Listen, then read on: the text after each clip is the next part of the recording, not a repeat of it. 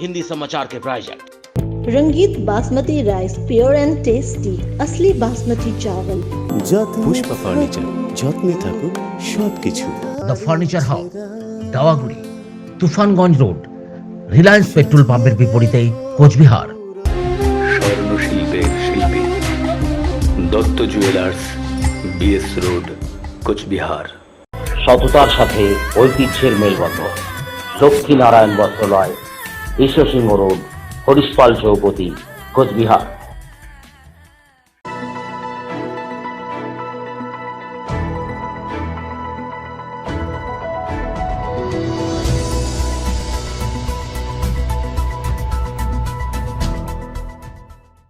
नमस्कार, आप देख रहे हैं डिजिटल बांग्ला। आपके साथ मैं हूं मीनू। सबसे पहले एक नजर आज की हेडलाइंस पर।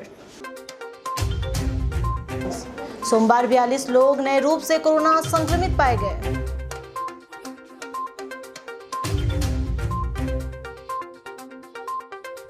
नदी में डूबने से एक व्यक्ति की मौत हो गई।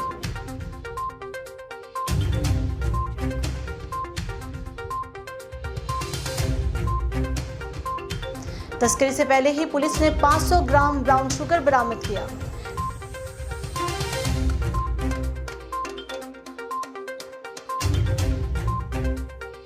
राष्ट्रीय राजमार्ग पर अज्ञात व्यक्ति के शव मिलने से हलचल मच गई।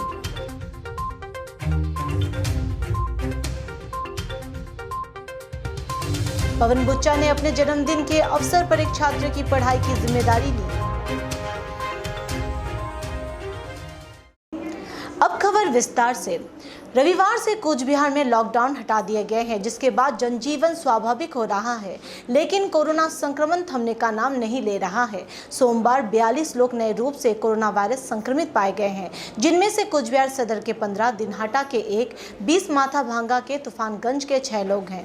लेकिन जो लोग नए रूप से संक्रमित पाए गए हैं, उनके घर के पास कंटेनमेंट जोन बना दिया जा रहा है, ताकि कोरोना संक्रमण फैल ना सके। ऐसे में कोचबिहार शहर में भी कई स्थानों को सैनिटाइज कर वहां कंटेनमेंट जोन बना दिया गया।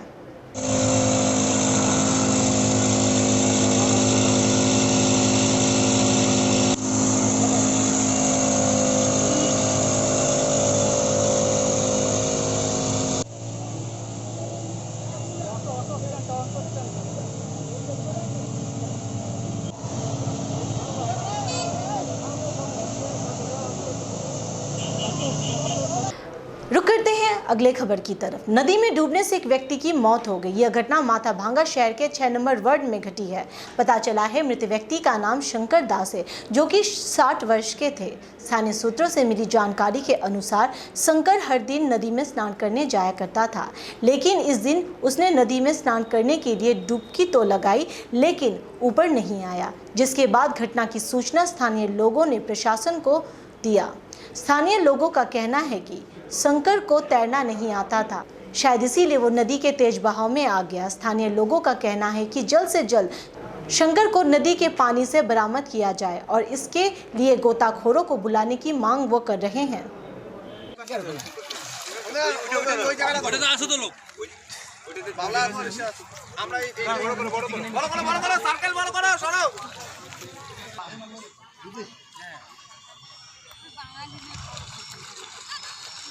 দুপুর 12টা নাগাদ আমাদের এখানকার কাকু, শঙ্কর কাকু বলি আমরা, 6 নম্বর ওয়ার্ডের বাসিন্দা, স্নান করতে এসেছিলেন। উনি অসুস্থও ছিল। তারপরে কিছুক্ষণ পর দেখা যাচ্ছে তাকে পাওয়া যাচ্ছে না। এখানে 2-4 জন বাচ্চা খেলছিল, মাছ ধরতে এসেছিলো। তারা দেখলো যে তাকে জলে নামার দেখেছে, কিন্তু তারপরে আর দেখতে পাচ্ছে না। তারপরে সেই বাচ্চা দুটো তাদের বাড়ি থেকে খবর নেয় যে তারা উনি বাড়িতে ফিরেছেন কিনা। তার ফেরার পরে দেখে যে উনি বাড়িতে ফেরেননি। তারপরে আমাদের পাড়ার ডাবু অশোক দা, এরা নিজেরাই তাপস এরা নিজেদের উদ্যোগে এরা ধরে নিয়েছে। তো আমরা চাচ্ছি যে এখানে প্রশাসন তাড়াতাড়ি আসুক, মানে এইচও সাহেবের কাছে তাড়াতাড়ি স্পিডবোট নামে যত সম্ভব বডিটা রিকভারি করার চেষ্টা করি। প্রশাসনকে জানিয়েছেন? পুলিশ প্রশাসন এসেছে, কিন্তু এখানে পুলিশ প্রশাসন এসে কী করবে? ওনারা তো সাঁতার কাটার জন্য তো ওনারা আসেনি। আমি চাই এখানে স্থানীয় প্রশাসন ডুবুরি নামানোর ব্যবস্থা করবে।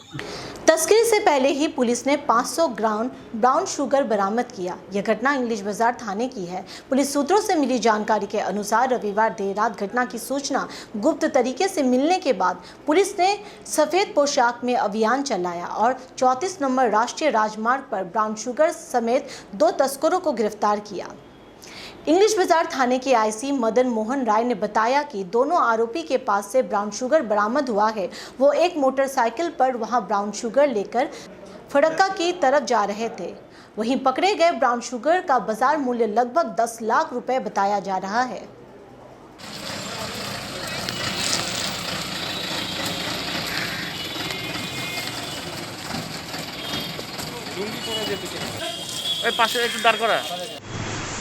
যেমন গতকাল এটা আমাদের কাছে ইনফরমেশন আছে যেরকম 2 জন সাসপেক্টেড পার্সন আছে এবং যারা ক্যারিং উইথ ব্রাউন সুগার। তো আমরা অনেক সোর্স থাকে সেই সোর্সের মাধ্যমে আমরা সেখানে আমার প্রিন্সিপালিটি যে অফিসার আছে সে আনসারুল শেখ ও এবং আমার প্রিন্সিপালিটির টিম ওখানে যাই গিয়ে রেড করার পরে এগুলোকে অ্যাপ্রিহেন্ড করা হয়, সার্চ করে 530 গ্রাম ওদেরকে আমরা ফরওয়ার্ড করছি। রিমান্ড নেব। কতদিনের রিমান্ড স্যার? আমরা 5 দিনের রিমান্ড নিচ্ছি। आगे बढ़ते हैं अगले खबर के साथ। चोपड़ा थाने के गोलागंज इलाके में राष्ट्रीय राजमार्ग पर एक अज्ञात व्यक्ति के शव मिलने से हलचल मच गई। पता चला है कि सोमवार सुबह स्थानीय लोगों ने एक व्यक्ति का शव पड़ा हुआ देखा, जिसके बाद घटना की सूचना पुलिस को दी गई। चोपड़ा थाने की पुलिस मौके पर पहुंची और शव को उठाकर पोस्टमार्टम के लिए भेज दिया। वहीं शव का पहचान करने का प्रयास पुलिस कर रही है। साथ ही वहां शव कैसे आया इस बात की भी जाँच कर रही है पुलिस।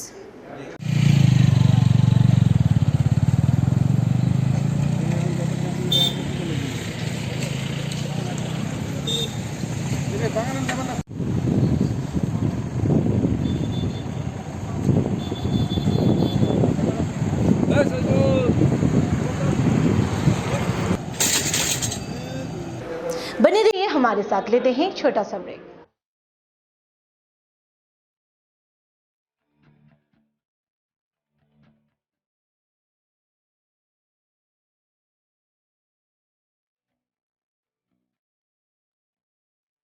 रंगीत basmati rice pure and tasty असली बासमती चावल। घर बैठे आप हमारे दिए गए नंबर पर फोन करके ऑर्डर कर सकते हैं। आप हमें लॉग इन भी कर सकते हैं www.rangit.in पर।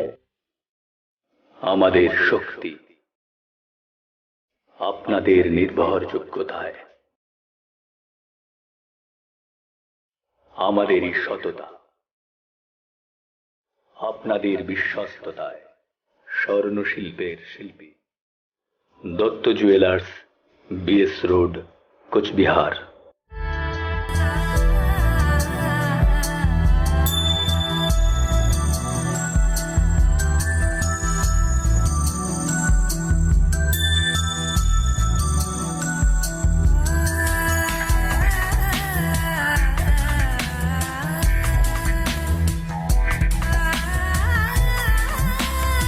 সততার সাথে ঐতিহ্যের মেলবন্ধন।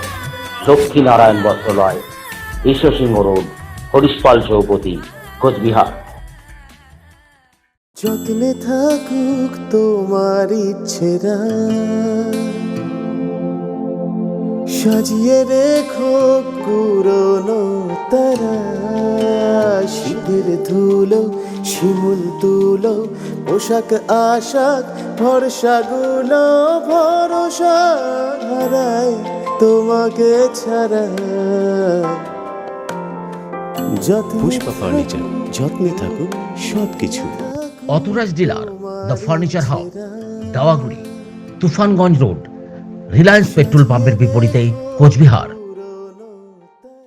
ब्रेक के बाद आपका स्वागत है। दिनहाटा में कोरोना संक्रमण के मामले बढ़ते जा रहे हैं, लेकिन लोगों में कोई जागरूकता नहीं देखी जा रही है। लोग बेपरवाह तरीके से यातायात कर रहे हैं। ज़्यादातर लोगों के मुंह में मास्क नहीं दिख रहे हैं। वहीं सामाजिक दूरी बनाए रखने के नियमों का भी सरेआम उल्लंघन किया जा रहा है। प्रशासन की तरफ से पहले ही चेतावनी दी गई है कि मास्क न पहनने पर कार्रवाई की जाएगी, लेकिन ऐसा कोई कदम नहीं दिख रहा है। यदि कुछ लोग मास्क पहने भी हुए हैं तो मुंह से नीचे उतारकर मास्क पहनते हैं। ऐसे में संक्रमण फैलने का डर बना हुआ है।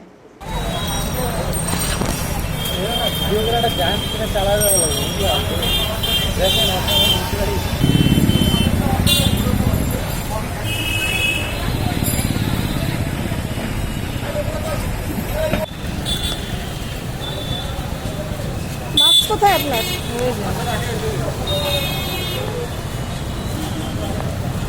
মাস্ক পরেননি কেন? रुक करते हैं कुछ बिहार की खबर की तरफ। कुछ बिहार के सामाजिक कार्यकर्ता पवन बुच्चा ने अपने जन्मदिन के अवसर पर एक छात्र की पढ़ाई की जिम्मेदारी लेने के साथ साथ 50 बच्चों को दोपहर का भोजन दिया। सोमवार कुछ बिहार शहर के 10 नंबर वार्ड के रेलगुमटी इलाके की बच्चों के बीच दोपहर का खाना, मास्क, सैनिटाइजर वितरित किए गए।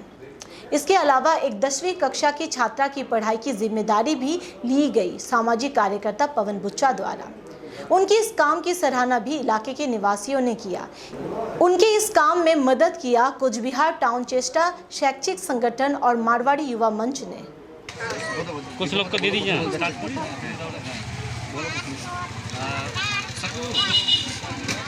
আজকে একটি বিশেষ দিন। প্রথম কথা হচ্ছে আজকে আমাদের मैं अपने जन्मदिन के उपलक्ष्य में मारवाड़ी युवा मंच कुछ बिहार शाखा, साथ ही साथ चेस्टा टाउन कुछ बिहार के साथ मिलके मैंने एक फ़ैसला लिया है कि मैं एक बच्चे को जो इसकी शारीरिक अवस्था थोड़ी ठीक नहीं है, साथ ही फैमिली की अवस्था भी ठीक नहीं है, वो निपेंद्र नारायण स्कूल का स्टूडेंट है और उसको वो अभी 7 में पढ़ रहा है। उसके जो 3 साल का जो माध्यमिक तक का जो भी एजुकेशन के लिए जो खर्चा आएगा उसका सारी खर्चे मैं ही बेरूँगा, चाहे उसका जूता हो, चप्पल हो, साथ ही उसकी खाता हो, कलम हो, जो भी खर्चा हो, स्कूल ड्रेस भी अगर मुझे देनी पड़े तो मैं उसका सारा साल का खर्चा लूँगा। साथ ही साथ 12th में जो एजुकेशन का जो एग्ज़ाम होगा, फाइनल एग्ज़ाम, उसका भी जो जाबतिया जो खर्चा होगा वो मैं ही करूँगा। ये मैंने फैसला लिया। उसके साथ ही साथ हम जानते हैं कि हमारे यहाँ पे कुछ बच्चे और 60 जन बच्चों का भी मैंने खाने पीने का भी यहाँ पे एक प्रोग्राम रखा है। 60 बच्चों को आज यहाँ पे खिलाया जाएगा, साथ ही साथ उन्हें मास्क भी वितरण किया जाएगा। हम जानते हैं कि अभी जो कोरोना की बीमारी फैली हुई है उसके लिए मास्क और सैनिटाइज़र यूज़ करना बहुत ज़रूरी है। तो मैंने एक छोटा सा प्रयास किया कि उनको समझाऊँ।